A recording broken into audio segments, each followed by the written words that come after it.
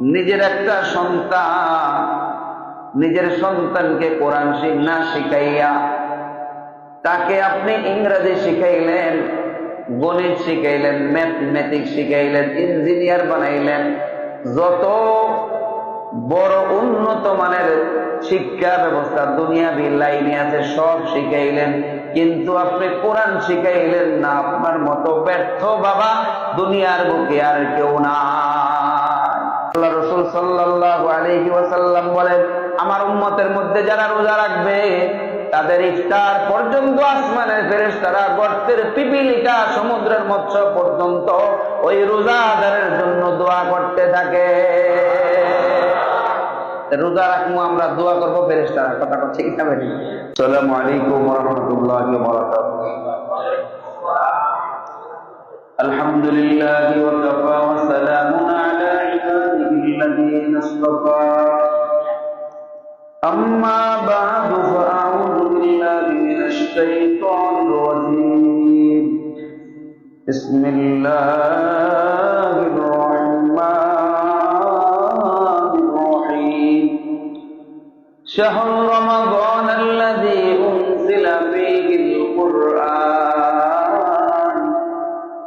হুদাল লিন-নাসি ওয়া বায়্যিনাতিন মিনাল হুদা ওয়াল ফুরকান ফামান শাহিদা মিনকুমুশ শাহরা ফালইয়াসুম ওয়া মান কানা মারিদান আও আলা সাফারিন ফা'iদ্দাতুন মিন আইয়ামিন উখর।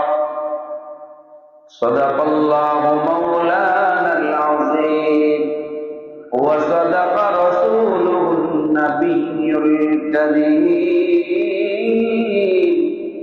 ওয়া নাহনু আলা যালিকা মিনাশ শাহিদিন ওয়াশ শাকিরিন ওয়ালহামদুলিল্লাহি রাব্বিল আলামিন। আল্লাহুম্মা সাল্লি ওয়া সাল্লিম ওয়া বারিক আলাইহি। আল্লাহুম্মা সাল্লি ওয়া সাল্লিম ওয়া বারিক আলাইহি। বালাগাল উলা বিকামালিহি কাশাফাত তুজা বিজামালিহি হাসনাত জামিউ খাসালিহি সাল্লু আলাইহি ওয়া আলিহি। লা ইলাহা ইল্লাল্লাহ, লা ইলাহা ইল্লাল্লাহ, লা ইলাহা ইল্লাল্লাহ, লা ইলাহা ইল্লাল্লাহ মুহাম্মাদুর রাসূলুল্লাহ সাল্লাল্লাহু আলাইহি ওয়াসাল্লাম। আলহামদুলিল্লাহ, আল্লাহ সুবহানাহু ওয়া তাআলার দরবারে অসংখ্য অগণিত শুকর ও সুজুদ যে মহান রব্বে কারীম রব্বে ইজ্জত এই পবিত্র মাহে রমজানুল মুবারকের দ্বিতীয় জুমার নামাজের পূর্বে কোরআন ও হাদিসের আলোকে কিছু আলোচনা করার জন্য, শোনার জন্য, দুনিয়ার সকল ঝামেলা থেকে মুক্ত করে আল্লাহর ঘর মসজিদে আসার বসার তৌফিক দান করলেন। এজন্য মালিকের দরবারে কালিমাতে শুকর আদায় করি আলহামদুলিল্লাহ। মুহতারাম হাজিরিন, আল্লাহ রাসূল সাল্লাল্লাহু আলাইহি ওয়াসাল্লাম বলে, রমজান মাসে যদি কেউ একটা ফরজ ইবাদত করে আল্লাহ তার আমলনামায় 70টা ফরজের সওয়াব লিখে দেন। কেউ যদি একটা নফল ইবাদত করে তাহলে তার আমলনামায় একটা ফরজের সমতুল্য সওয়াব আল্লাহ তাআলা দিয়ে দেন। এই রমজান মাসের এত দাম কেন? এই রমজান মাসে কোরআনুল কারীম নাজিল হয়েছে। বুজুর্গ উলামায়ে কেরাম বলেন, রমজান মাসটা হলো হযরত ইউসুফ আলাইহিস সালাতু ওয়াস সালাম এবং তার ভাইদের মতো। রমজান মাস সহ আমাদের আরবি মাস হলো কয়টা? 12টা। কয়টা? 12টা। ইউসুফ আলাইহিস সালাতু ওয়াস সালাম সহ তার মোট ভাই ছিল 12 জন। কয়জন?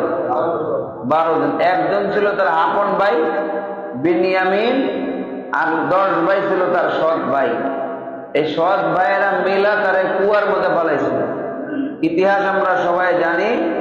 পরবর্তীতে ইউসুফ আলাইহিস সালাতু ওয়াস সালামকে আল্লাহ মিশরের খাদ্যমন্ত্রী বানিয়েছিলেন।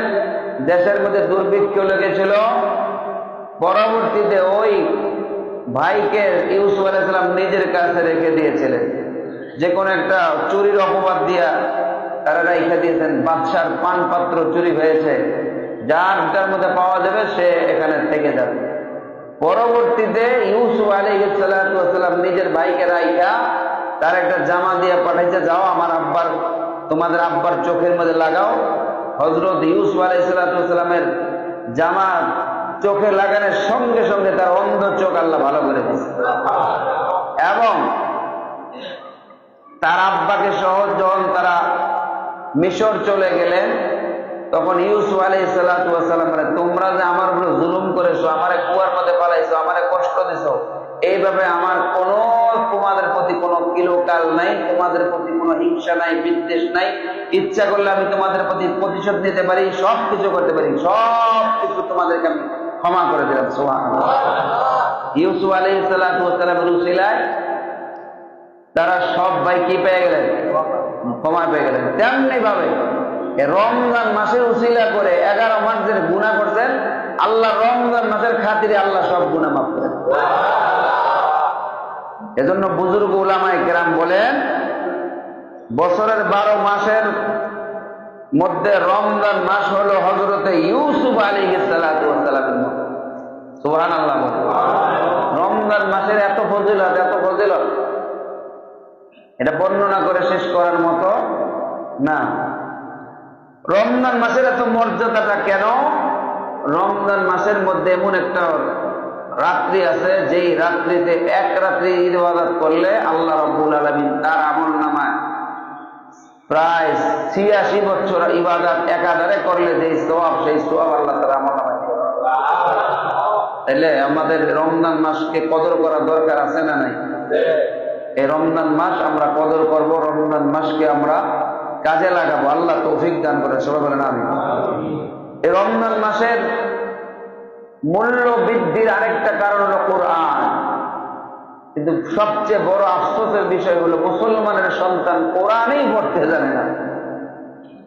মুসলমানের সন্তান কোরআন শরীফ সহি শুদ্ধ করে পড়তে জানে না। আফসোস, এদেশে সব কিছু সরকারের পক্ষ থেকে করা হয়, কিন্তু কোরআন পড়ার ব্যবস্থা সরকারি ভাবে কোনো স্কুল, প্রাইমারির মধ্যে এইভাবে, হাই স্কুলের মধ্যে, কলেজের মধ্যে ব্যবস্থা করে, এটা আমাদের বাংলাদেশের জনগণদের সাথে একটা প্রতারণা ছাড়া আর কিছুই না।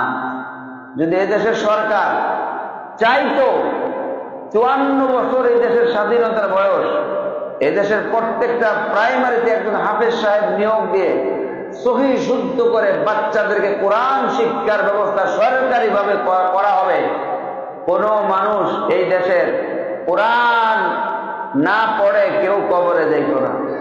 এবং সব মানুষ সহি শুদ্ধ করে কোরআন শিখে কোরআনের মৌলিক কিছু এলেম সবার সিনার মধ্যে থাকতো, মানুষগুলি গোমরা হইতো না, মানুষগুলি পথভ্রষ্ট হইতো না, আমাদের মধ্যে এত দলাদলি, এত ফালাফালি, এত বিভিন্ন ডিভাইডেড অ্যান্ড রুল হইতো না, যদি শুধুমাত্র একটু কোরআনের শিক্ষা ব্যবস্থা আমাদের বাংলাদেশে আমভাবে করা হইতো। আল্লাহ রাব্বুল আলামিন তৌফিক দান করে, সবাই বলেন আমিন। আসুন, রমজানের এত মর্যাদার আরেকটা কারণ হইল রমজান মাসে কোরআন নাযিল হয়েছে। বুখারী শরীফের হাদিসের মধ্যে আল্লাহ রাসূল সাল্লাল্লাহু আলাইহি ওয়াসাল্লাম বলে, প্রত্যেক রমজানুল মুবারকে হযরতে জিবরাইল আমিন আমার কাছে আসতেন, আর আমি জিবরাইলকে এক খতম কোরআন শরীফ শুনিয়ে দিতাম, জিবরাইল আমিনও আমাকে এক খতম কোরআন শরীফ শুনিয়ে দিত। এবং যেই রমজানের, যেই বছর নবী সাল্লাল্লাহু আলাইহি ওয়াসাল্লাম ইন্তেকাল করেন, বলেন সেই বছর হযরতে জিবরাইল আমাকে 2 খতম কোরআন শরীফ শুনিয়ে দিয়েছিল। হযরতে জিবরাইল আমিন আলাইহিস সালাতু ওয়াস সালাম নবীর কাছে একবার না, 2 বার না, 1000, 2000 বার না, 24,000 বার ওহী নিয়ে নবীর কাছে আসছেন। যদি করো বাবা, এর মধ্যে সর্বপ্রথম আসছে রমজানুল মুবারক। কোরআন নাযিল হয়েছে কোন মাসে? রমজান মাসের 23 তারিখে। যদি করো সুবহানাল্লাহ। মুমিন মুসলমান বন্ধুরা, আমাদের জন্য কোরআন মুসলমানদেরকে তাদের মান সম্মান বৃদ্ধি করার জন্য আল্লাহ রাব্বুল আলামিন এমন একটা গাইডলাইন আমাদেরকে দিয়েছেন, যেই গাইডলাইনটা যদি আমরা নিজেরা পড়ি এবং সেই মোতাবেক আমরা আমল করার চেষ্টা করি, পৃথিবীর বুকে আমাদের চাইতে সম্মানিত লোক আর দ্বিতীয় কেউ থাকতে পারবে না। এ মায়ার নবীর উম্মতের দল, নিজের একটা সন্তান, নিজের সন্তানকে কোরআন না শিখাইয়া তাকে আপনি ইংরেজি শিখাইলেন, গণিত শিখাইলেন, ম্যাথমেটিক্স শিখাইলেন, ইঞ্জিনিয়ার বানাইলেন, যত বড় উন্নত মানের শিক্ষা ব্যবস্থা দুনিয়াবি লাইনে আছে সব শিখাইলেন, কিন্তু আপনি কোরআন শিখাইলেন না। আপনার মতো ব্যর্থ বাবা দুনিয়ার বুকে আর কেউ না। এই সন্তানরে এত ভালোবাসা সন্তানরে ডাক্তার বানাইলেন, ইঞ্জিনিয়ার বানাইলেন, বিজ্ঞানী বানাইলেন, কিয়ামতের ময়দানে এই সন্তানই আপনার বিরুদ্ধে মামলা দায়ের করবে আল্লাহর দরবারে। বলবে, আল্লাহ, আমার বাবা আমার মা এরা আমাকে দুনিয়াবি শিক্ষায় শিক্ষিত করেছে, কিন্তু কোরআন আমাদেরকে শিক্ষা। চিন্তা করছেন? কিয়ামতের ময়দানে আমার হাত আমার বিপক্ষে চলে যাবে, কিয়ামতের ময়দানে আমার পা আমার বিপক্ষে চলে যাবে, কিয়ামতের ময়দানে আমার জবান আমার বিপক্ষে চলে যাবে, সব বন্ধ থাকবে। মানুষের অঙ্গ প্রত্যঙ্গ গুলি সেদিন সাক্ষী দিবে। অঙ্গ প্রত্যঙ্গ আমার নিজের, যেটা সাবানদার ডলি, তেল মালিশ করি, কত আদর যত্ন করি, লোশন মাটি, সেই অঙ্গ, সেই হাত, কত সুন্দর করে নখ কাটি, কত সুন্দর করে চুল কাটি, শ্যাম্পু করি, কত যত্ন করি, সেই সব অঙ্গ প্রত্যঙ্গ গুলি আমাদের বিপক্ষে সাক্ষী দিবে। তাহলে নিজের সন্তান তো নিজের লগে থাকে না, নিজের থেকে পৃথক, সে তো আরো আগে সাক্ষী দিবে। কিয়ামতের ময়দানে কিছু কিছু দলের লোকেরা, কর্মীরা এদের দলের লিডারদের বিরুদ্ধে কি দিবে? মামলা দায়ের করবে, সাক্ষী করবে, আল্লাহ, আমাদের মধ্যে যারা লিডার ছিল এদেরকে তুমি ডাবল আযাব দাও, ডাবল ডাবল, কারণ তারা আমাদেরকে সঠিক পথের দিশা দেয় না। এজন্য নিজের সন্তানদেরকে কোরআন শিক্ষা দেয়। আমরা মোল্লা মুন্সি, আলেম ওলামা, মুফতি, মুহাদ্দিস, হাফেজ সাহেব, কারি সাহেব, আমরা যারা কোরআন শরীফ পড়ি, পড়াই, আল্লাহ রসুল সাল্লাল্লাহু আলাইহি ওয়াসাল্লাম তো বলছেন, এই আসমানের নিচে জমিনের উপরে সবচেয়ে উত্তম হলো দুই শ্রেণীর মানুষ। খায়রুকুম মান তাআল্লামাল কুরআনা ওয়া আল্লামা, যে কোরআন পড়ে আর যে কোরআন শেখায়। কথা কোন ঠিক কিনা? আমাদের দেশে যারা মন্ত্রী, যারা এমপি, যারা চেয়ারম্যান, কোটিপতি, শিল্পপতি, এরা আমাদেরকে সেই মূল্যায়নটা দিতে চায় না, কিন্তু নবী দিয়ে গেছে। কথা কোন ঠিক না? ঠিক। তোমরা দেওয়ার না দেও, আমাদের আল্লাহ এবং রসুল যেটা দিচ্ছে এটাই আমাদের জন্য আলহামদুলিল্লাহ বলে। যারা মোল্লা মুন্সি, এরা খালি আখিরাতের পড়া পড়ছে, দুনিয়াবি কোনো শিক্ষা পড়া কিচ্ছু জানে না, এদের দ্বারা কোনো কাজ হবে না। কে বলছে কাজ হবে না? একবার ট্রাই করাই দেখেন। আমাদের মোল্লা মুন্সি আফামা খালিদ হাসানের মতো একজন ধর্মমন্ত্রী বাংলাদেশের ইতিহাসে এই পর্যন্ত পায় নাই, আর বিগত আমলে পাবে কিনা সেই সন্দেহ আছে। কথা বলে ঠিক না? ঠিক। আমাদের মোল্লা মুন্সিরা পুরা পৃথিবীর মধ্যে রোল মডেল তৈরি করেছে। আফগানিস্তানের দিকে তাকায় দেখেন, দীর্ঘ 21 বছর যুদ্ধ বিধ্বস্ত একটা দেশ, বোম্বিং করে দেশটাকে ধ্বংস করে দিয়েছে। মাত্র 4 বছরের মধ্যে পুরা পৃথিবীর মধ্যে একটা রোল মডেল তৈরি করেছে আফগানিস্তান। কথা ঠিক না? ওই দেশ যারা বর্তমানে চালায়, এরা 30 জন মন্ত্রীর মধ্যে 28 জন হলো দারুল উলুম দেওবন্দের ছাত্র। তোরে করতে পারো? আমরা মোল্লারা পারবো না? কে বলছে পারবো না?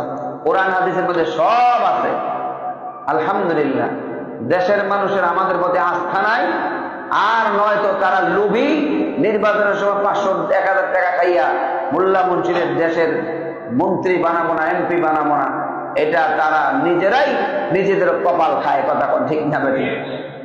এজন্য যার যার জ্ঞান আসছে সেটাই করবে, আমাদের কোনো সমস্যা নাই। কারণ এই দেশের জনগণ সবচেয়ে বেশি আমানতদার, দিয়ানতদার হলো এই দেশের আলেম সমাজ। কথা বলে ঠিক না?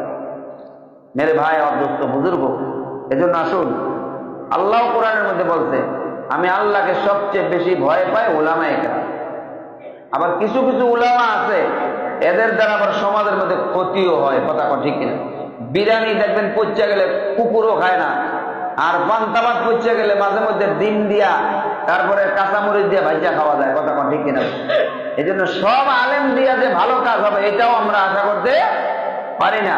যাদের দ্বারা ভালো কাজ হচ্ছে, যাদের দ্বারা ভালো কাজ হবে, আমরা এরকম কিছু আলেমদেরকে আমরা পছন্দ করতে পারি, এতে কোনো সন্দেহ ইনশাল্লাহ। কিছু আলেম আমাদের পক্ষ থেকে এবার সংসদে গিয়েছে, আলহামদুলিল্লাহ বলে। এদের মধ্যে আমাদের ওই যে আমাদের হাজী শরিয়াতুল্লাহ রুহানি, হাজী শরিয়াতুল্লাহর সপ্তম পুরুষ সাইদুদ্দিন হানজালা, বাহাদুরপুর মাদারীপুরের এক আসনের একজন, সে বলতেছে আমি ওমরের মতো রাষ্ট্র পরিচালনা করার জন্য আমার এই আসনকে আমি ওমরের মতো রাত্রিবেলায় ঘুরে ঘুরে দেখবো, কে অনাহারে আছে, কে না খেয়ে আছে, আমার গাড়ির মধ্যে খাবার থাকবে, মানুষদের খবর নেব। সুবহানাল্লাহ। এরকম লোকই তো বাংলাদেশ খুঁজতেছে, কথা বলে ঠিক না বেশি? এরকম লোক যদি আমাদের সমাজের মধ্যে তৈরি হতো, আরো বেশি বেশি হওয়া দরকার ছিল, তাহলে আমাদের সমাজের তত্ত্ব চিত্র অনেকটা পরিবর্তন হয়ে যাইত, কথা বল ঠিক না? আল্লাহ কোরআন শরীফের মধ্যে বলছে, বান্দা তোমার ভাগ্য তুমি যতক্ষণ পরিবর্তন না করবা, আমি আল্লাহ তোমার ভাগ্য ততক্ষণ পরিবর্তন করব। এবার একটা ভাগ্য পরিবর্তনের সুযোগ ছিল, যারা পাল্টাইছে তারা বুদ্ধিমানের কাজ করেছে, যারা করে নাই তারা কপাল খাইছে। আল্লাহ হেদায়েত করুন, জোরে বলেন আল্লাহুম্মা আমিন। এজন্য কোরআন যারা পড়ে তাদেরকে অবমূল্যায়ন করে, কোরআন যারা পড়ায় তাদেরকে অবমূল্যায়ন। কোরআনের হুজুর, অথচ কোরআন শরীফ আপনার যে সন্তান থেকে কোরআন পড়ে একটা ইমাম সাহেব, তার বেতন দেয় 500, 1000, আর যেই সারে ইংরেজি পড়ায় তার বেতন দেয় 6000, 10,000 পর্যন্ত দেয়, আরো বেশিও আছে, কথা ঠিক না বেশি? কিন্তু ওই ভিআইপি এলাকার মধ্যেও একজন কোরআনের হাফেজের বেতন 1000 টাকার উপরে নাই। আমার এক ভাতিজা উত্তরাতে থাকে, বাপ কানাডা থাকে, তাকে 2 মাস্টারে পড়ায়, 2 মাস্টারের বেতনই দেয় 15,000 না 16,000 টাকা। আমার বললো তাই হায়, আমরা মাদ্রাসাতে শিক্ষক রাখছি, আমার মাদ্রাসার শিক্ষকের বেতন 13,000 টাকা, 30 দিন ডিউটি করে, আর ইংরেজি পড়ায় মাসে সপ্তাহে হয় 3 দিন 4 দিন। আমরা কোরআনের প্রতি খুব অবমূল্যায়ন করি। বাপের কাফনের কাপড় কিনে আনছে, একটু কাপড় বেশিছে, ওটা কোরআনের গিলাপ বানাই দিলাম, আর নিজের জামাটা একবারে বসুন্ধরা সিটিতে গিয়া 12,000 টাকা 15,000 টাকা দেওয়ার চয়েসফুল ড্রেস নিজের জন্য কিনে আনি, অথচ কোরআনকে আমরা মূল্যায়ন করি, কথা বলেন ঠিক না বেটি? এজন্য এক ইংরেজি শিক্ষিত ভদ্রলোক, সে নদী পথে যাত্রা করার জন্য নৌকার মধ্যে উঠছে, উঠার পরে মাঝির জিজ্ঞাসা, মাঝি তুমি কি ইংরেজি জানো? আমি তো ইংরেজি জানি না। তোমার জীবন তো চাইনা না বৃথা। তো চাইনা কি স্যার? চাইনা না বৃথা হলে তো আরো 12 আনা আছে, কথা কোন ঠিক না বেটি? নৌকা যখন মাঝি ছাড়ছে, নৌকা নদীর মাঝামাঝি গেছে, তখন হঠাৎ করে কাল বৈশাখী ঝড় উঠছে। মাঝি জিজ্ঞাসা করে, স্যার আপনি কি সাঁতার জানেন? আমি তো সাঁতার জানি না। আমার জীবন তো মাত্র 4 আনা বৃথা, এখন নৌকা যদি ডুববে যায় আপনার জীবন 16 আনা 16 আনাই বৃথা যাবে, কথা ঠিক না বেটি? আমাদের দিকে হুজুর ইংরেজি জানেন, আমরা তো ইংরেজি অত একটা জানি না, তাহলে আপনার জীবন 4 আনা বৃথা বা 6 আনা বৃথা।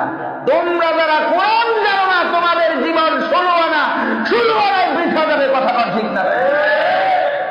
সময় থাকতে ছেলে সন্তানগুলিকে কোরআন শিক্ষা, আপনাদের পায়ে হাত দিয়ে বলি, সময় থাকতে নিজের সন্তানকে কোরআনটা শিক্ষা দেন। আল্লাহ তাআলা আমাদেরকে বুঝবার বুঝাইবার তৌফিক দান করে, সবাই বলেন আমিন। মুমিন মুসলমান বন্ধুরা আমার, একটা হাদিস আপনাদের সামনে আমি তুলে ধরবো। আল্লাহ রাসূল বলেন, ইন্নাল্লাহা ইয়ারফাউ বিহাযাল কুরআনি আকওয়ামান, ইন্নাল্লাহা ইয়ারফাউ বিহাযাল কুরআনি আকওয়ামান। আল্লাহ তাআলা কোরআনের উসিলায় অনেক সম্প্রদায়কে আল্লাহ রাব্বুল আলামিন মর্যাদা বৃদ্ধি করে দেন। জোরে কোন সুবহানাল্লাহ। কোরআনের উসিলায় আল্লাহ তাআলা কি করেন? মর্যাদা, সাহাবায়ে কেরাম আজমাইনকে মর্যাদা বৃদ্ধি করে দিয়েছেন কোরআনের উসিলায়। এই কোরআন শোনার উসিলায় হযরত ওমর ইবনে খাত্তাব রাদিয়াল্লাহু তাআলা কালিমা পড়ে মুসলমান হয়ে গেছে, কথা ঠিক না? এজন্য আমাদের আকাবির আসলাফ তারা কোরআন এত প্রচুর পরিমাণে পড়তেন, এত কোরআন মোতালা করতেন, কোরআনের প্রতি এত ভালোবাসা তাদের ছিল। এই ভালোবাসাটা আমাদের মধ্যে আর এখন আমরা সবাই ফেসবুক নিয়ে ব্যস্ত, আমরা টেলিভিশন নিয়ে ব্যস্ত, কোরআন শরীফ পড়ি না। হ্যাঁ, কিছু মানুষ আছে মোবাইল ফোনের মধ্যে কোরআন পড়ে, আলহামদুলিল্লাহ। আমি আজকে আসলাম, আসার পাশে এক লোক দেখলাম, লোকটা মাশাআল্লাহ আলেম না, কিন্তু আলেমের মতোই লাগলো কিছুটা। এই লোক পাশে বসে বসে কোরআন শরীফ পড়তেছে, সুবহানাল্লাহ বলে। রমজান মাস, আমি বলে এই হইল ইমানদার। শাহরু রমাদান আল্লাযী উনজিলা ফীহিল কুরআন, এই কোরআন আল্লাহ রমজান মাসে অবতীর্ণ করছে। কোরআন রমজান মাসে আমরা বেশি বেশি পড়া দরকার। আল্লাহ আমাদেরকে বুঝবার বুঝাইবার তৌফিক দান করে। ধরে বলেন আল্লাহুম্মা। আমি আপনাদেরকে কয়েকটা ঘটনা শোনাবো, সময় কম। ইমামে আযম আবু হানিফা রাহমাতুল্লাহ আলাইহি, উনি একজন কোরআন প্রেমিক ছিলেন। ধরে কোন আল্লাহ। আবু বকর সিদ্দিক রাদিয়াল্লাহু তাআলা, উনি একজন কি ছিলেন? কোরআন প্রেমিক ছিলেন। আবু বকর সিদ্দিক রাদিয়াল্লাহু তাআলার জীবনের মধ্যে পড়লাম, হায়াতে সাহাবার মধ্যে, উনি যখন প্রথম আবিসিনিয়া হিজরত করেন, বর্তমানে যেটা ইথিওপিয়া, ওই জায়গায় হিজরত করার পরে যাওয়ার পরে এক লোক, সে ইহুদি, আবু বকর সিদ্দিক রাদিয়াল্লাহু তাআলাকে চিনছেন, কারণ ওই লোক মাঝে মধ্যে মক্কায় এসে ব্যবসা করতেন।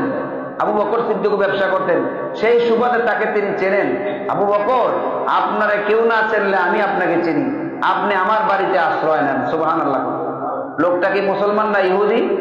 ইহুদি থাকার পরেও সে আবু বকর সিদ্দিককে তার বাড়ির মধ্যে জায়গা দিয়েছে। আবু বকর সিদ্দিক রাদিয়াল্লাহু তাআলা সময় পাইলেই কোরআন শরীফ পড়তেন। দেখুন আল্লাহ। কিছুদিন যাওয়ার পরে ওই ফ্যামিলির যত লোকজন আছে সবাই খালি আবু বকর সিদ্দিকের কোরআন তেলাওয়াত শোনার জন্য সবাই চারদিক দিয়ে বসে থাকে, চাতক পাখির নেয়। ওই লোক টেনশন করতেছে, আইরে যেইভাবে কোরআনের প্রতি এই আমার ফ্যামিলির লোকজন আকৃষ্ট হচ্ছে, না জানি সবাই কোরআনের প্রেমে পাগল হইয়া মুসলমানই হয়ে যায়। সুবহানাল্লাহ। ওই ভদ্রলোক ইহুদি এসে বলতেছে, আবু বকর, আপনারে আমি ভালোবাসি আপনার বাড়িতে জায়গা দিয়েছি, আপনি হিজরত করে আসছেন, যেইভাবে আপনি কোরআন তেলাওয়াত শুরু করেছেন আমার মনে হয় যে সবাই মুসলমান হয়ে যাবে। আমি এই ব্যাপারে আপনার খুব আশঙ্কা করতেছি, আপনি আমাকে রুখসত দেন। কারণ আবু বকর সিদ্দিক রাদিয়াল্লাহু তাআলা শর্ত দেওয়া হলে, আপনি যদি এই বাড়িতে থাকেন, শর্ত হলে আপনি কোরআন পড়তে পারবেন না।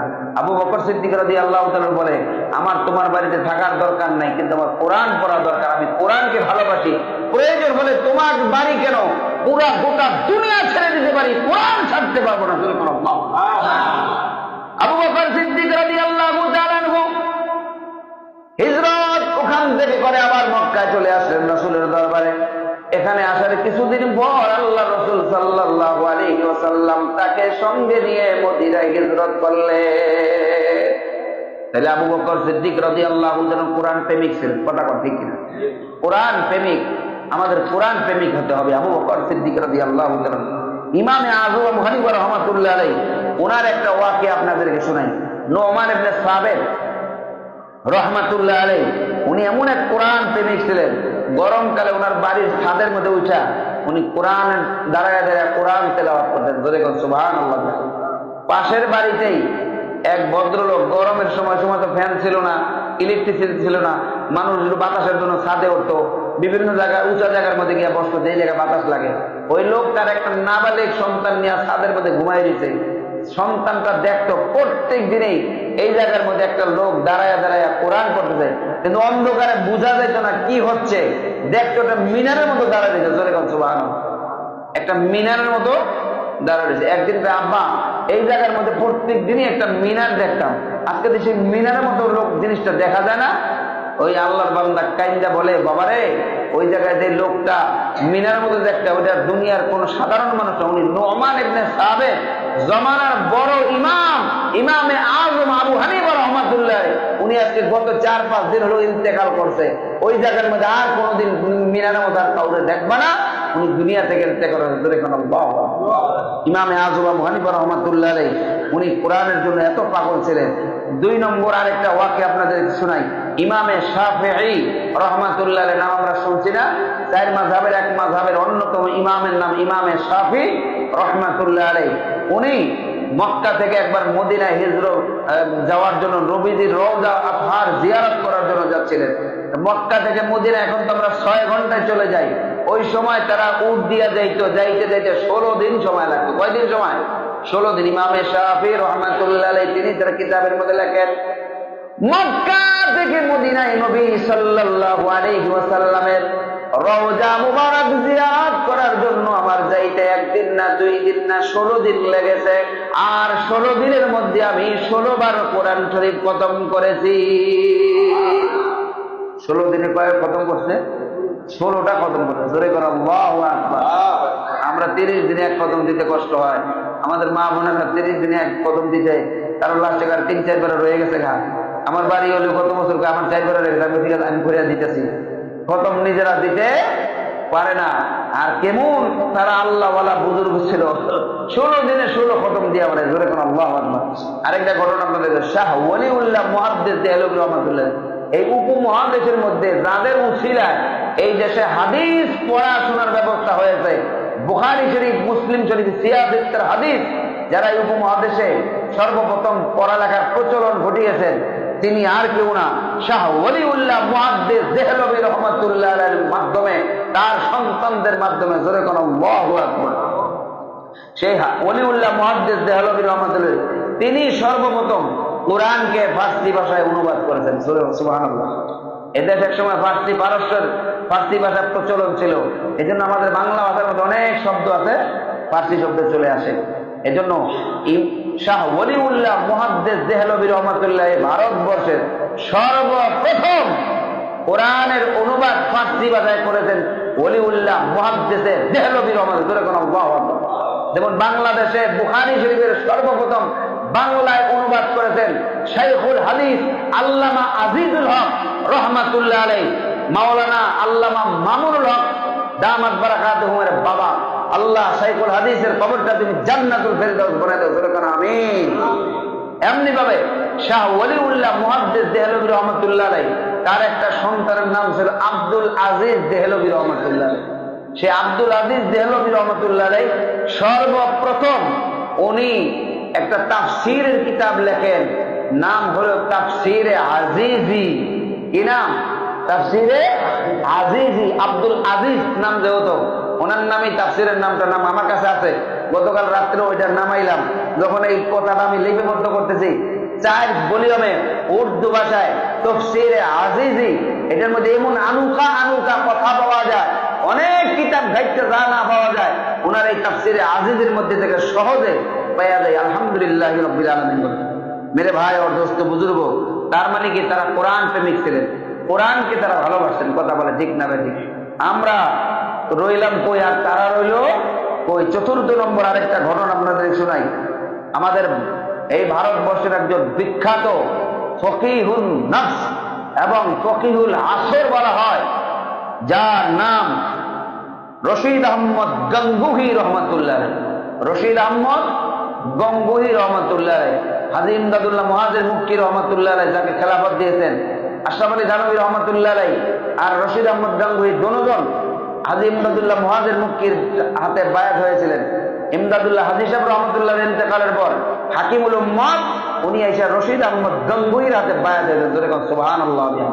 এত বড় আল্লাহওয়ালা বুজুর্গ, এদের মেজাজ হয়ে গেছিল ফিকহ, এজন্য ফকিহুল নফস, ফকিহুল আসর তাদেরকে উপাধি দেওয়া হয়। উনি কোরআন কারীম এত পড়তেন, ওনার একটা ওয়াকিয়া ওনার জীবনের মধ্যে আছে। ওনাকে যখন এদেশের ইংরেজরা যখন তাকে জেলখানার মধ্যে বন্দী করতেন, ওনার সেলের মধ্যে আরেকজন কয়েদি ছিল মুসলমান, তারে বলে ভাই তুমি কোরআন পড়তে পারো? আমি তো কোরআন পড়তে পারি না। আমি কোরআন পড়তে পারি, ঠিক আছে তোমার আমি কোরআন পড়াবো, পড়বা? হ্যাঁ পড়বো, শিখবো। জেলখানার মধ্যে কাজ নাই, সে রশিদ আহমদ গঙ্গুহি রহমাতুল্লাহ তারা কোরআন শিখাইতেছেন।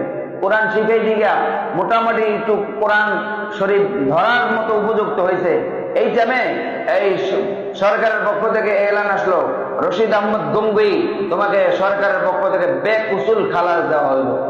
রশিদ আহমদ গঙ্গুহি বলে আমি এখন জেলখানা থেকে বের হব না। বলে কি মানুষ জেলখানার মুক্তি দেওয়ার জন্য কত পাগল, কত উকিল ধরে, কত কিছু ধরে, আর তার জেলখানা থেকে মুক্তি দেওয়া হয়েছে সরকারের পক্ষ থেকে, সে যাবে না। কারণটা কি জানতে পারি? আমি একটা লোককে কোরআন শরীফ পড়াই, আমি যদি এখন জেল থেকে বের হয়ে যাই এই লোকটার জীবনে কোরআন শরীফ পড়া হবে না, এজন্য আমি তার কোরআন শরীফ পড়াটা সম্পূর্ণ করে তারপরে ওখান থেকে বের হবো।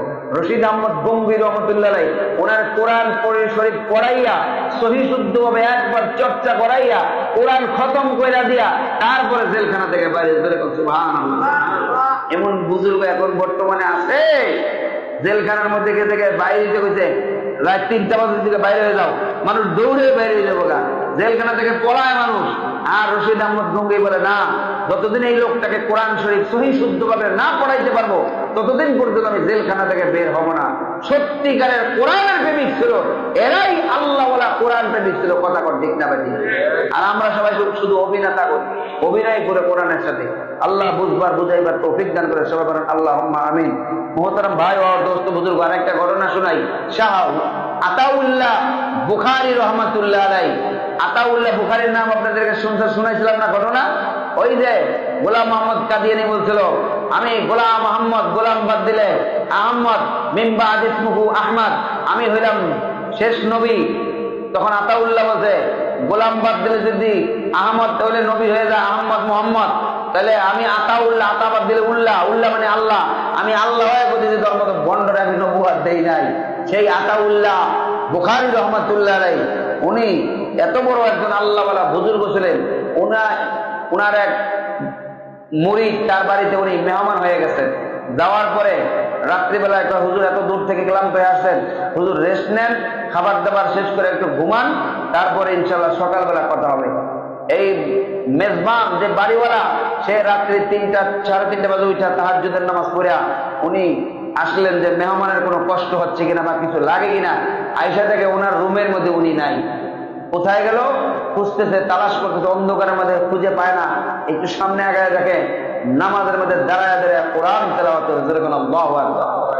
এবং উনি ভালো করে লক্ষ্য করলেন যে আমি বাতি নিয়ে, কুপি বাতি নিয়ে গিয়া দেখি উনার যেই বরাবর কোরআন শরীফ পড়তেছে দাঁড়াইয়া দাঁড়াইয়া নামাজের মধ্যে, সামনে একটা সাপ দাঁড়াইয়া দাঁড়াইয়া উনার কোরআন তেলাওয়াত শুনতেছে। আল্লাহু আকবার। যতক্ষণ পর্যন্ত কোরআন তেলাওয়াত ছিল ততক্ষণ পর্যন্ত সাপটা কোরআন তেলাওয়াত শুনছে।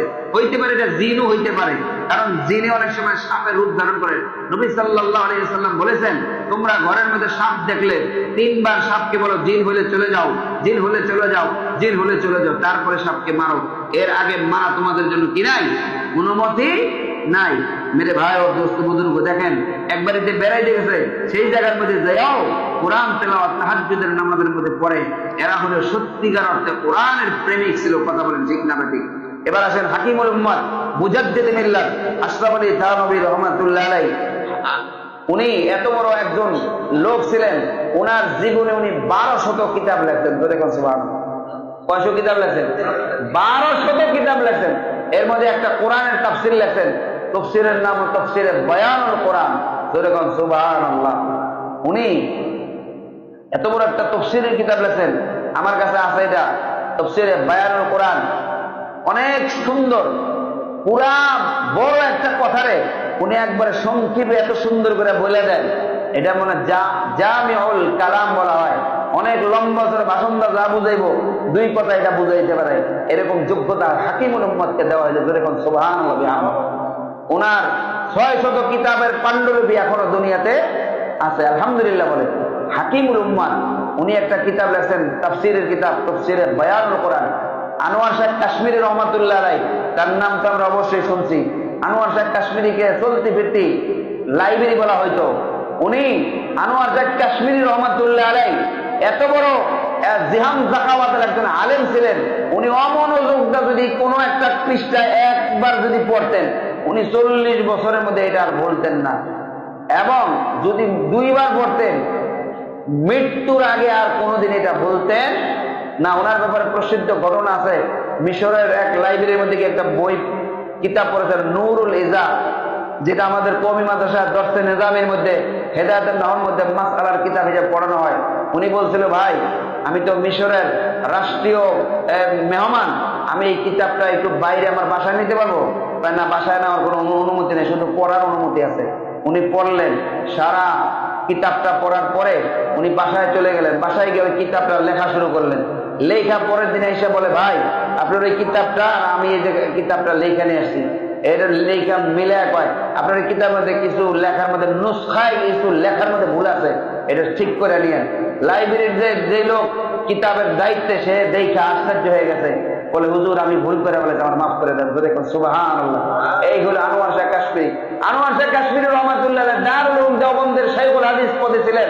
উনি বলতেন, কোন ছাত্র তাফসীরের কোন উর্দু কিতাব পড়তে পারবে না, সবার আরবি কিতাব পড়া লাগবে। এক ছাত্রের সামনে দেখে বায়ানুল কোরআন, তাফসীরে বায়ানুল কোরআন। হুজুর এই একটা উর্দু তাফসীরের কিতাব, হাকিমুল উম্মাত মুজাদ্দিদ মিল্লাত আশরাফ আলী থানভী রহমাতুল্লাহ, এটা পড়ার পরে উনি বলতেছে, হ্যাঁ আমি বলছিলাম যে উর্দুতে কোনো ভালো জামে মানে কোনো তাফসিরের কিতাব নাই, আমি তোমাদেরকে এই তাফসিরে বয়ানুল কোরআন পড়ার অনুমতি দিলাম। বলে কেন আল্লাহু আকবার। মেরে ভাই আর দোস্ত বুজুর্গ, কোরআন প্রেমিকদের এমন ঘটনা পৃষ্ঠাকে পৃষ্ঠা ভরা ইতিহাসের পাতার মধ্যে রয়েছে। কত ঘটনা আপনারা শুনতে চান? ঘটনা বলতে বলতে দিন শেষ হয়ে যাবে, রাত শেষ হয়ে যাবে। কোরআন প্রেমিকদের অমর কাহিনী বর্ণনা করে কেউ শেষ করতে পারবে না। কথা ঠিক না? আমি আরো একটা ঘটনা আপনাদেরকে শোনাই। হযরত হুসাইন আহমেদ মাদানী রহমাতুল্লাহ আলাইহি, নাম তো অবশ্যই আমরা শুনছি না? হুসাইন আহমেদ মাদানী রহমাতুল্লাহ আলাইহি উনি একদিকে দারুল উলুম দেওবন্দের মুহতামিম ছিলেন এবং শাইখুল হাদিস ছিলেন, অন্যদিকে উনি রাজনীতি করতেন, জমিয়াতে উলামা হিন্দ এর সভাপতি ছিলেন।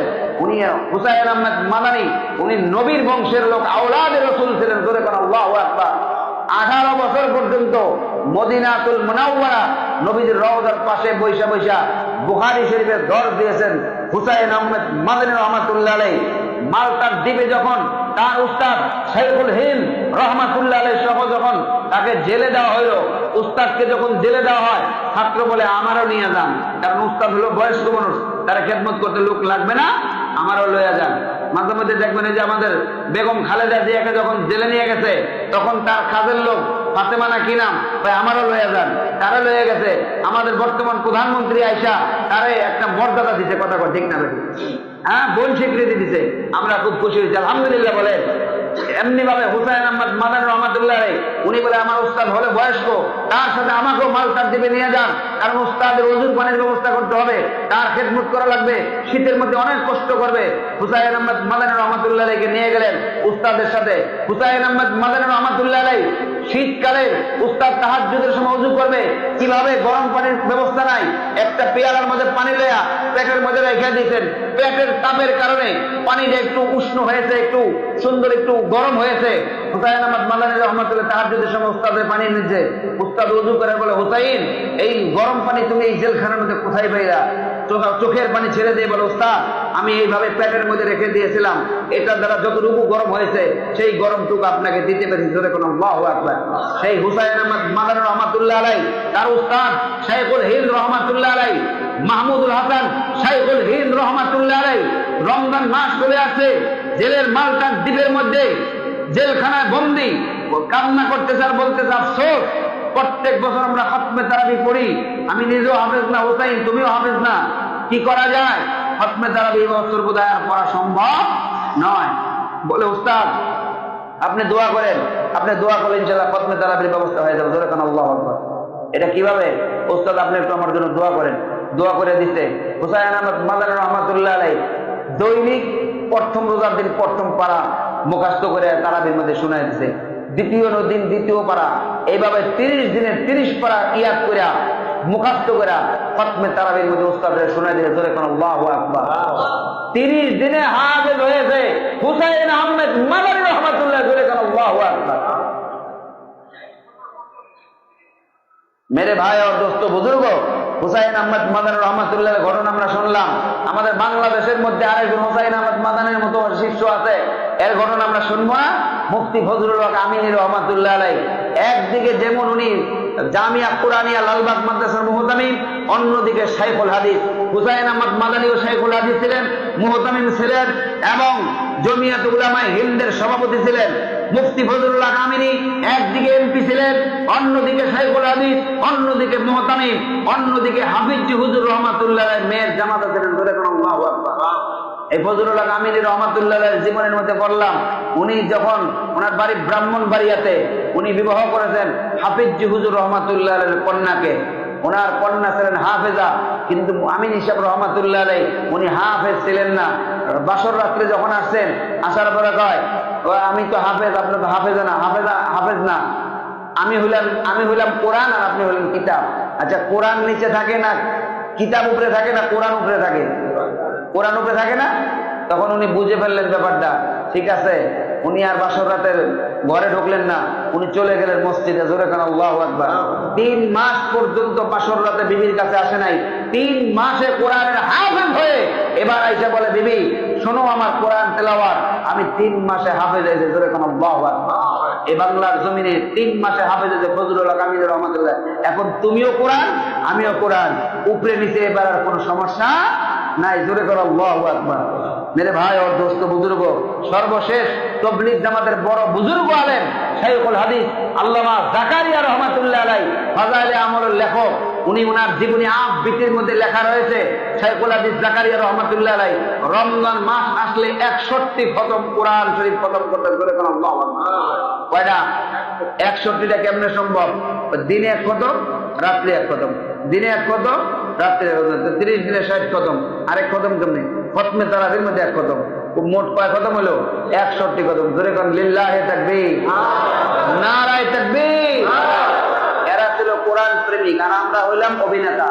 আমরা নিজে কোরআন পড়তেও জানি না, কোরআন যে সুন্দর করে পড়তে জানে তাকেও আমরা মূল্যায়ন দিতে জানি। আমাদের বাংলাদেশের যুবক মাদ্রাসার হাফেজ, হাফেজ তাকরিম, হাফেজ নাজমুস সাকিব সহ হাজারো হাজার হাজার হাজার হাফেজ বাংলার জমিনে আছে, কথা বলে ঠিক না বাড়ি। পৃথিবীর বিশ্ব জয় করে বাংলার জমিনে বাংলাদেশের পতাকাকে পৃথিবীর বুকে উড্ডীন করে যারা চূড়ার মধ্যে পৌঁছে দিয়েছে, বহির্বিশ্বে তাদের মূল্যায়ন আছে, সৌদি আরবে মূল্যায়ন আছে, মালয়েশিয়ায় মূল্যায়ন আছে, কাতারে মূল্যায়ন আছে। বাংলাদেশে কোরআনের হাফেজ আলেমদের মূল্যায়ন করে না, কথা বলে ঠিক না? তাদের মূল্যায়ন করা দরকার আছে না নাই? কোরআন শরীফকে মূল্যায়ন করেন, আল্লাহ আপনাকে সুউচ্চ মাকাম আল্লাহ রব্বুল আলামিন দান করবেন। আল্লাহ রব্বুল ইজ্জত ওয়াল জালাল আমাদের সবাইকে কবুল করেন, তৌফিক দান করেন, সবাই বলেন আল্লাহুম্মা আমিন। ফাজাইলে রমজান সম্পর্কে একটা হাদিস বলেই আমরা বয়ান শেষ করে দেব ইনশাআল্লাহুল আযীম। সময় চলে যাচ্ছে। মেরে ভাই और दोस्तों বুজুর্গ, মুহতারাম মুসল্লিয়ানে কেরাম, আল্লাহ রাসূল সাল্লাল্লাহু আলাইহি ওয়াসাল্লাম বলেন, রমজানের মধ্যে আমার উম্মতকে আল্লাহ রব্বুল আলামিন স্পেশাল 5টা মর্যাদা দান করেন, জোরে বলেন সুবহানাল্লাহ। কয়টা? আমরা মাঝে মধ্যে ফুচকার দোকানে স্পেশাল করে দিও, মানে কি একটু ভিআইপি করে দিও, কথা কোন ঠিক না? বেরি জালমুড়ি বানাই দিও, একটু স্পেশাল করে দিও। চায়ের দোকানে আমার নিজের মহব্বতের বন্ধু নিয়ে আসছি, আমার হুজুর নিয়ে আসছি, একটু স্পেশাল করে একটু কফিটা বানাই দিও, একটু স্পেশাল করে দুধের শরবত দিয়া একটু সুন্দর করে বানাই দিও, যাতে খাইলে ঠোঁটের মধ্যে লেগে থাকে, কথা কোন ঠিক না? বেরি আল্লাহ রাসূল সাল্লাল্লাহু আলাইহি সাল্লাম বলতেছেন, আমার উম্মতের জন্য আল্লাহ রাব্বুল আলামিন 5টা স্পেশাল মর্যাদা দান করতেন রমজান মাসে, জোরে কোন সুবহানাল্লাহ। রাগ হইছে? রোজা ধরে গেছে লাগতেছে, সুবহানাল্লাহর মধ্যে বল নাই, এই অবস্থা। একটু ভালোবাসা দিয়ে কর না সুবহানাল্লাহ। মুমিন মুসলমান বন্ধুরা, আমার আল্লাহর নবী বিশ্বনবী রাহমাতুল লিল আলামিন বলে, উম্মত, আল্লাহর পক্ষ থেকে আমার উম্মতের জন্য 5টা স্পেশাল পুরস্কার আল্লাহ ঘোষণা করেছেন। 1 নম্বর, রোজা রাখার কারণে রোজাদারের মুখের দুর্গন্ধ আল্লাহ রাব্বুল আলামিনের কাছে মিশকু আম্বরের ঘ্রাণের চাইতে আল্লাহর কাছে প্রিয়। জান্নাতের সুখ মিশকু আম্বরের ঘ্রাণ এর চাইতে আল্লাহর কাছে অধিক প্রিয়। বান্দা যখন সারাদিন রোজা রাখে, কিছুই খায় না, মুখটা একটু কেমন কেমন যেন একটু নুনতা নুনতা একটু দুর্গন্ধ হয়ে যায়, সাধারণ গন্ধের মতো না, দাঁতের দুর্গন্ধ না, না খাওয়ার কারণে আর কথা কম বলার কারণে মুখটা বন্ধ থাকার কারণে একটা বন্ধ গন্ধ আছে, এই গন্ধটা আল্লাহ রাব্বুল আলামিনের কাছে এত প্রিয়, এইটা অন্য কোন নবীর উম্মতকে দেওয়া হয় নাই। 2 নম্বর, আল্লাহ রাসূল সাল্লাল্লাহু আলাইহি ওয়াসাল্লাম বলেন, আমার উম্মতের মধ্যে যারা রোজা রাখবে তাদের ইফতার পর্যন্ত আসমানের ফেরেশতারা গর্তের পিপিলিকা সমুদ্রের মৎস্য পর্যন্ত ওই রোজাদারের জন্য দোয়া করতে থাকে। রোজা রাখবো আমরা, দোয়া করবো ফেরেশতারা, কথা ঠিক না? রোজা রাখবো আমরা, গর্তের পিপিলিকারা আমাদের জন্য দোয়া করবে। রোজা রাখবো কষ্ট করে আমরা, সমুদ্রের মাছ আমাদের জন্য দোয়া করে, কথা ঠিক না? বেটি এটা শুধুমাত্র কাদের জন্য বলেন তো? রোজাদার, আমাদের এই নবীর উম্মতের জন্য। অন্য কোন ঈসা নবীর উম্মতের জন্য এই স্পেশাল অফার ছিল না, মুসা কালিমুল্লাহর উম্মতের জন্য ছিল না, অন্য কোন নবীর উম্মতের জন্য এই স্পেশাল অফার ছিল না। 3 নম্বর, আল্লাহ রাসূল সাল্লাল্লাহু আলাইহি ওয়াসাল্লাম বলেন, যারা রোজা রাখবে তাদের জন্য দৈনিক আল্লাহ রাব্বুল আলামিন জান্নাতটা সুন্দর করে সুসজ্জিত করে লাইটিং করে, সুবহানাল্লাহ। এই যে আমাদের মসজিদের টাইলসের কাজ হয়েছে, আবার দেখলাম মুসল্লিরা লাইটিং লাগাইছে। এটা যদিও অপচয়, ইসলাম এটাকে পছন্দ করে না, কিন্তু জান্নাতের মধ্যে তো আর অপচয় নাই। ওই জায়গার মধ্যে তো মদ খাওয়াও যায়, কথা ঠিক না। ওই মদের মধ্যে আবার নিশা হবে না, সেই মদ স্পেশাল করে আমাদের জন্য জান্নাতের জন্য বানানো হবে, কথা বলে ঠিক না ভাই? যারা দৈনিক রোজা রাখে তাদের জান্নাতরা প্রথম রমজান থেকে 30 রমজান পর্যন্ত দৈনিক সুসজ্জিত করা হয়। বিবাহ বাড়ির মধ্যে দেখবেন বিভিন্ন ভাবে গেট সাজায়, বিভিন্ন বাড়ি পর্যন্ত রাস্তা পর্যন্ত লাইটিং দিয়া সাজায়, বিভিন্ন ভাবে দেওয়াল যদি 7 তলা বিল্ডিং থাকে, বাড়িওয়ালা যদি ধনী হয় 7 তলা পর্যন্ত লাইটিং করে সাজায়। আর মানুষের টাকা টাকা থাকে আর বলে এই বাড়িতে মনে হয় একটা বিবাহ হবে। ফেরেশতারা আমাকে জান্নাত দেখে দেখে আফসোস করে, হ্যাঁ এটা এই রোজাদারের জান্নাত, এটা অমুক রোজাদারের জান্নাত, ওইটা অমুকের জান্নাত। এইভাবে তারা দেখতে থাকে আর বলতে থাকে, এ মানবীর উম্মত, যারা রোজা রাখে নাই তাদের জান্নাত সুসজ্জিত করা হবে না, কথা কোন ঠিক কিনা? 4 নম্বর, এই মাসে দুষ্ট জিন বন্দী করে রাখা হয়।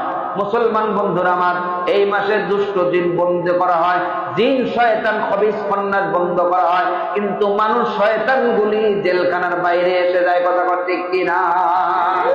এই যে গতকালকে দেখলাম মাধবদীতে, আমাদের নরসিংদী মাধবদী এলাকার মধ্যে এক নারী 15 বছর বয়সের একটা শিশু, তাকে 6 যুবক মিলে ধর্ষণ করছে। এটা বিচার চাওয়ার কারণে এরা আবার বাবার কাছ থেকে ছিনাই আনিয়া তাকে হত্যা করেছে। নাউজুবিল্লাহ। এই শয়তানের ফাঁসি যায়, কথা ঠিক না? এমন জাতীয় ন্যাক্কারজনক ঘটনা বাংলার জমিনে যদি হতেই থাকে, যদি ফাঁসির কাছে 8টা লোককে যদি দণ্ডিত করা হইতো, বাংলাদেশের এরকম জিনাকারী কোন মানুষকে হত্যা করতে সাহস হইতে না। এদেরকে ফাঁসি দিবারকে দিতে হবে। ঐতিহাসিক পল্টন ময়দানে এদেরকে মানুষের সামনে দাঁড় করে যদি একটা ফাঁসি কার্যকর করা হইতো, বাংলাদেশের যত জিনাকারী আছে সব জিনাকার আল্লাহওয়ালা বুজুর্গ হয়ে যেত। একটা জিনার বিচার, একটা চোরের বিচার, 2টা বিচার যদি শুধু বাংলাদেশে ঠিক মতো করা হয়, জিনা আর চোর, চোর চুরি করলে আটকে দেওয়া, সে ডিসি হোক, এসপি হোক, যে হোক না করো, এমপি হোক, মন্ত্রী হোক, হাত কাটা যাবে, কথা ঠিক না? কোন এমপি মন্ত্রীরা চুরি করতো না, কথা ঠিক না? এদেশের জনগণের টাকা কেউ বিদেশে পাচার করতে পারতো না, বেগম পাড়া গিয়া বাড়ি করতে পারতো না। এজন্য রমজান মাস এই দুষ্ট জিন বন্দি রাখে, কিন্তু দুষ্ট শয়তানগুলি জেলখানার বাইরে ঘোরাঘুরি করে, কথা ঠিক না? আশ্চর্যের ভাবে রমজান মাসে মারামারি খুনাখুনি বেশি হইতেছে। ছোট ছোট মাসুম বাচ্চা, এদেরকে ধৈরা ধৈরা মাইরা বাথরুমের টাঙ্কির মধ্যে ফালাই দিতেছে। দেখলাম এই যে 1-2 দিনের মধ্যে 4-5 জন শিশু হত্যা করা হয়েছে। জোরে করেন নাউযুবিল্লাহি মিন যালিক। আল্লাহ হেদায়েত করুক, জোরে বলেন আল্লাহুম্মা আমিন। রমজান মাস সিয়াম সাধনার মাস, আমরা ভালো হবো কেমনে? আমরা কেমনে ভালো হব? আমাদের অন্তর অপবিত্র নাপাক হয়ে গেছে, কথা বলে ঠিক না? আল্লাহ আমাদের হেদায়েত দান করুক, সবাই বলেন আল্লাহুম্মা আমিন। 5 নম্বর, রমজান মাসের শেষ রাতে আল্লাহর পক্ষ থেকে ঘোষণা করা হয়, ও ফেরেশতারা, কেউ যদি সারাদিন মজুরি দেয়, কেউ যদি সারাদিন কাজ করে, সন্ধ্যাবেলায় তার মজুরি দেওয়া দরকার আছে না নাই? অবশ্যই আছে। আল্লাহর পক্ষ থেকে জানানো হয়, সাওমুলি ওয়া আনা আজজি বি, আমার বান্দা আমার জন্য রোজা রাখছে, দুনিয়ার কোন মানুষ দেখানোর জন্য না, এটার জাযা আমি আল্লাহ নিজ কুদরতি হাতে দান করব। রোজার যেই উজরতরা, মজুরিটা স্বয়ং আল্লাহ রাব্বুল আলামিন নিজ কুদরতি হাতে দান করবেন। জোরে কোন সুবহানাল্লাহ। এজন্য রোজা এবং কোরআন এই 2টা আমাদের জন্য সুপারিশ করবে। আর মুসনাদে আহমদ নামক কিতাবের মধ্যে আছে, আসিয়ামু ওয়াল কুরআনু ইয়াশফাআন লিল আবদি ইয়াউমাল কিয়ামা, কিয়ামতের ময়দানে কোরআন আর রোজা এই 2টা বান্দাকে সুপারিশ করে জান্নাতে নিয়ে যাবে। জোরে কোন সুবহানাল্লাহ। মোহতারাম ভাই আর দোস্ত বুজুর্গ, আমাদের রমজানুল মুবারকে সদকাতুল ফিতর, ঈদের নামাজের আগে সদকাতুল ফিতর দিতে হয়। আমাদের বাংলাদেশ ইসলামিক ফাউন্ডেশনের পক্ষ থেকে এবং হাটাজারি দারুল উলুম মঈনুল ইসলাম হাটাজারি মাদ্রাসার পক্ষ থেকে, জামিয়া রহমানিয়ার ফতুয়া বিভাগ থেকে আমাদের এই গত কালকে এবং তার আগের দিন এই ফতুয়া বের হয়েছে, সদকাতুল ফিতর একজন গরিব মানুষের জন্য সর্বনিম্ন 110 টাকা। কত? 110 টাকা। মাথা পিছু কয় টাকা? 100। আর বড় লোকদের জন্য সর্বোচ্চ 2805 টাকা। 2805 টাকা। যারা কোটিপতি আছেন, কোটিপতি, যারা 7 তলা বিল্ডিং এর মালিক, তাদের দিতে হবে কত টাকা? 2805 টাকা। যদি 2 জন থাকে ঘরের সদস্য, তাহলে এটা ডাবল। 3 জন থাকলে 3 গুণ, 4 জন থাকলে 4 গুণ। এটা আপনার সদকাতুল ফিতর, আপনার জানের সদকা, এগুলি দিতে হবে। আর সাধারণ যারা সাধারণ আপামর জনতা, এদের জন্য সর্বনিম্ন হলো 110 টাকা। যারা দিন মজুর, ভাড়া থাকে, মাসে 20-25 হাজার টাকা কামায়, এদের জন্য হলে এইটা। আর যারা 3 তলা 5 তলা বাড়ির মালিক আছেন, এর আগে 110 টাকা দিলে হবে? ইম্পসিবল, হবে না। আপনাকে একটা অনুমান করে দিতে হবে যে আমি যেহেতু একটু আল্লাহ পাক আমাকে ধনাঢ্যবান বানাইছে, মোটামুটি টাকা পয়সা আমার আছে, ঢাকা শহর সাভার এলাকায়, বাইবেল এলাকায় আমার একটা বাড়ি ঘর ঠিকানা আছে, যেহেতু ঠিক আছে, আমার জানটার মূল্য 110 টাকা হয় না, আমি এটার মূল্য আর একটু বাড়িয়ে আমার মূল্যটা আমি 250 টাকা নির্ধারণ করে দিলাম। 4 জন থাকলে 1000 টাকা দিয়ে দিবেন। এটা হলো সবচেয়ে উত্তম পন্থা। আল্লাহ রাব্বুল ইজ্জতি ওয়াল জালাল আমাদের সবাইকে যেই কথাগুলি বললাম, কোরআনের মর্যাদা বুঝে, কোরআন মহব্বত করে, কোরআন ওয়ালাদের সাথে থেকে আমরা যেন পরলোক গমন করতে পারি। কোরআনকে আমরা ভালোবাসবো। এই মাহে রমজানুল মুবারকে আমরা কোরআন শিক্ষার ব্যবস্থা আছে, আমাদের দোতলার মধ্যে কোরআন শিক্ষার ব্যবস্থা আছে। যারা পারি কোরআন শিখবো। আর যদি কোরআন না শিখে, তাহলে ওই যে নৌকার মাঝির লগে যেই ভদ্রলোকের কথা হয়েছিল, 16 আনায় বৃথা যাবে। আফসোস করতে করতে, আঙ্গুল খাইতে খাইতে এই পর্যন্ত খাইয়া লাইবেন, কোনো কাজ হবে? আল্লাহ রাব্বুল আলামিন আমাদের সবাইকে কোরআনের সাথে থাকার তৌফিক দান করেন। সবাই বলেন আল্লাহুম্মা আমিন। আমিন আমিন। ওয়া আখিরু দাওয়ানা আলহামদুলিল্লাহি রাব্বিল আলামিন।